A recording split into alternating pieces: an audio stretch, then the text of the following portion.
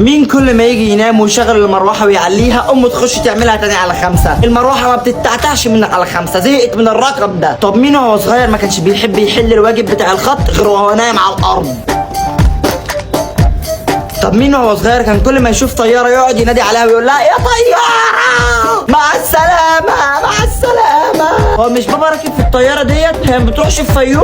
طب مين الحمار اللي لما كانت امه تساله الساعه كام يقول لها الكبير على ال11 والصغير على 4؟ ده غير الظريف اللي كان بيقول لها الساعه 1 وشايله عيل. طب مين وهو صغير كان بيستنى الامتحانات تيجي اقصى طموحاته عشان ما ياخدش شنطه، يمسك القلم في ايده ويلبس اشيك طقم عنده ولا اكنه رايح جنينه الحيوانات؟ طب مين في حصه الرسم او في امتحان الرسم لازم قبل ما يرسم ايا كان موضوع الرسمه لازم يروح راسم شمس كده هوت في الزاويه؟ طب مين الهطل اللي وهو صغير كان فاكر ان شكل القلب كده، كان فاكر ان القلب ده هو اللي هنا؟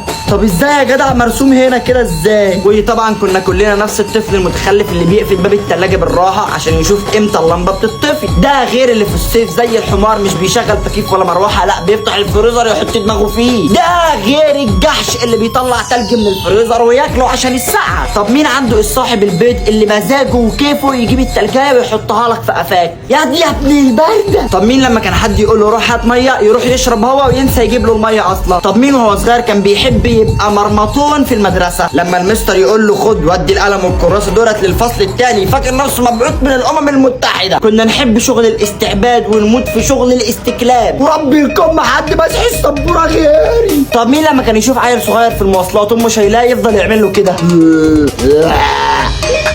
والواد يقعد يعيط وامه مش عارفه بيعيط من ايه؟ ده غير الانسه الهطله اللي كل ما تيجي نازله من الميكروباص او تركب الميكروباص دماغها هتتهبك في السقف بتاع الباب. برستيجي راح فين؟ لو انت دلوقتي مبتسم يبقى لقيت نفسك في الفيديو، ما تستخسرش اللايك في اخوك عشان دماغي بتتعسر.